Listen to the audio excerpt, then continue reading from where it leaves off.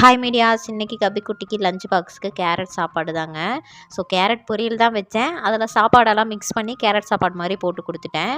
கபிக்குட்டியை இன்றைக்கி வேன் ஏற்றி விடுறதுக்கு 8:50க்கெல்லாம் வந்து பார்த்திங்கன்னா டிபார்ட்மெண்ட் ஸ்டோருக்கு கிளம்பி போயிட்டோம். வேன் வரது என்னமோ 9:30 ஆயிரும். இருந்தாலும் கொஞ்சம் முன்னாடியே போகலாம் அப்படின்ட்டு முன்னாடியே போயிட்டோம்.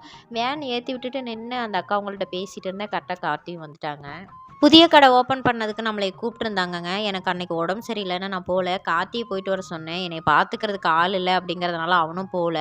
டிபார்ட்மெண்ட் ஸ்டோரில் ஒர்க் பண்ணுறவங்களும் வந்து போகலை அப்படிங்கிற மாதிரி தான் சொன்னாங்க. மாதத்தில் ஒரு நாள் லீவு கிடைக்குங்க, அப்போ போயிட்டு வரலாமா எல்லாரும் அப்படின்னு சொல்லி பேசிகிட்டு இருந்தோம்.